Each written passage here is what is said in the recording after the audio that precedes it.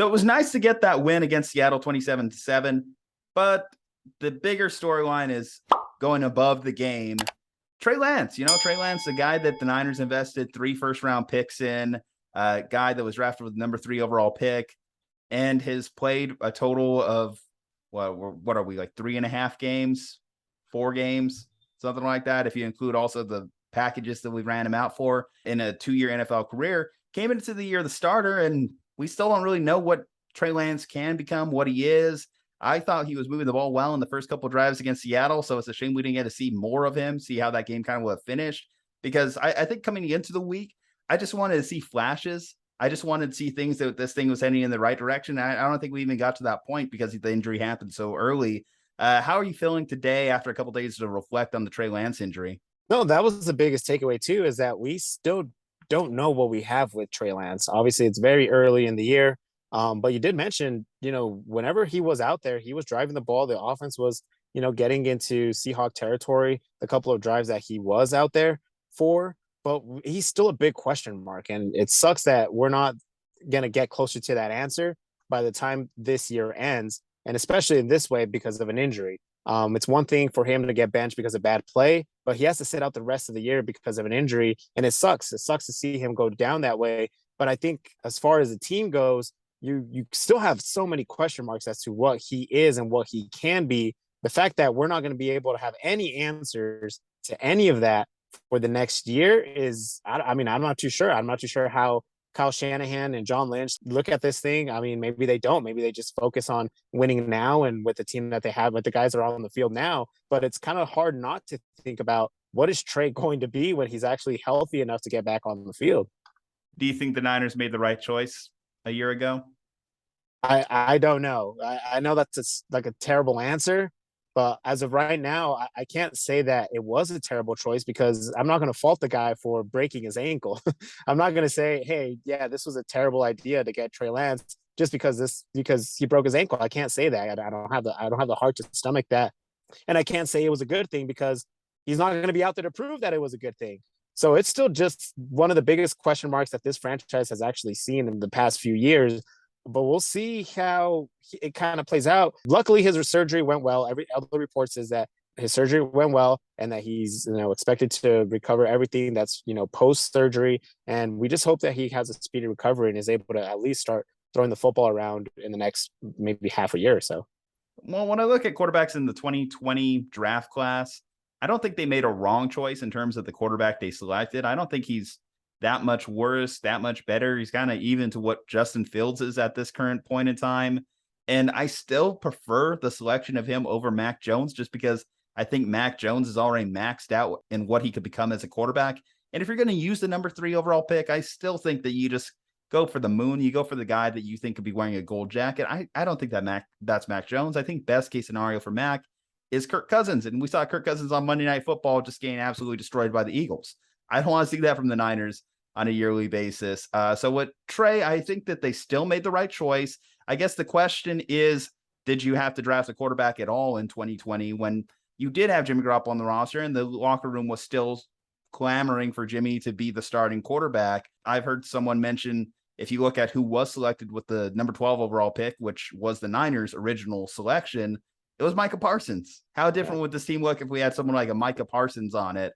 I look at that and I'm thinking about, man, that would be great this year. But, I understand if you're John Lynch or Kyle Shanahan, you can't just be thinking about this year. You can't just be thinking about the next game. You have to be thinking about the next chess move. You got to be 3 steps ahead of your opponent. I think, obviously we're going to try and make the best case of the situation with this year and try and win the Super Bowl with a backup quarterback. Or a backup quarterback is kind of a loose term when we're talking about Jimmy Garoppolo, a guy who's been the starting quarterback for the Niners the last 5 seasons. But obviously Trey Lance was the starter, was heralded as the starter coming into the year. And I think one of the big takeaways that's going to be tough about the season, especially if the Niners do compete and the Niners do go far in the postseason this year, is how do you treat Trey Lance next year? Do you just give him the scholarship to the starting quarterback role? Is that just a given? Do you just kind of like come in with a guy coming off a major injury and just say, you're the starting quarterback? Is there no competition? I feel like that's risky to do, isn't it not? No, it's 100% risky. And I think the answer to that question really depends on how the team does. Let's say the 49ers get back to the NFC Championship or maybe even get back to a Super Bowl with Jimmy Garoppolo, there's no way you could just go into this upcoming offseason and be like, okay, this is still Trey's team. I mean, at this point, you restructured Jimmy's contract in a way where if you wanted to sign him long term again, you could.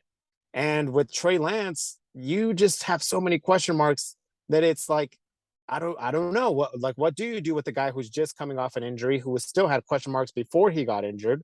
And I just don't think you plug him in and make him his team again if the 49ers go on and have another successful postseason run. Now, let's say the Niners fail to make the playoffs or they fall a little bit short, let's say in the wild card round, then yes, then it's definitely open for discussion. And that's when you can make an argument that, okay, if we have a healthy Trey at that point of the season, maybe his athleticism and his style of play could get us over the top of, and get us to, to another Super Bowl. But Yeah. if they just go on and have a successful season, then I just can't see them completely just turning the keys back to Trey Lance. And are you concerned in this respect? Obviously, we know Trey is a guy that hasn't played a lot of time or gotten a lot of reps. It seemed like the Niners opened up the playbook more in the passing game when Jimmy got into the lineup. Are you concerned that another season that he's not getting those practice reps and everything in? How inclined are the Niners going to be going into the next year to just feel free, to just sling it out, at least have the same offense similar to what they have with Jimmy Garoppolo? Bare minimum, I think if Trey Lance was just as good as Jimmy Garoppolo today, we might not be in this dramatic situation that we are. But I think coming into the year, and this has been expressed in reports by players out of the locker room, that a lot of people just think that Jimmy Garoppolo is the better quarterback right now. No, yeah, that's it's concerning me that the coach almost doesn't trust his starting quarterback to throw the ball.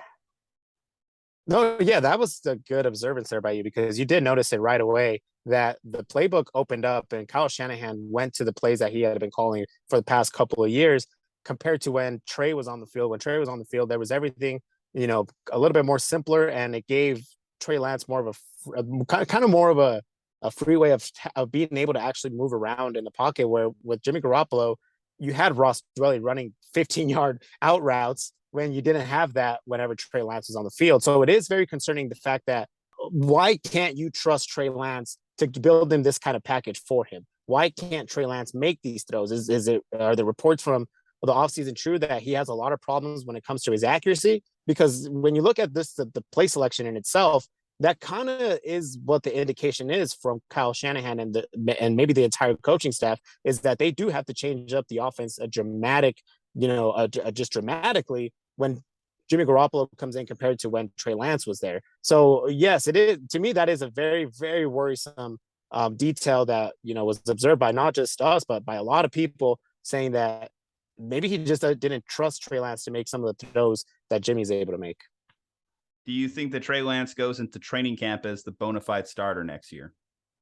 No, I don't think so, because I expect the Niners to have a good season. I expect the Niners to make a postseason run still. Okay. All right, guys. Well, let us know what you think of Trey Lance's future in San Francisco in the comments section. Obviously, still hoping, still wishing that he can live up to that lofty expectation with the number 3 overall pick. But he has a long road to get there. He has a long road of recovery ahead of him, and wishing the kid the best in doing that. Anyway, guys, leave a like on the video, helps the channel. Subscribe to the channel, helps it even more. 49 Reasons to Listen, 2 right here. Juju and Jose, stay safe, happy, and healthy. We will see you next time.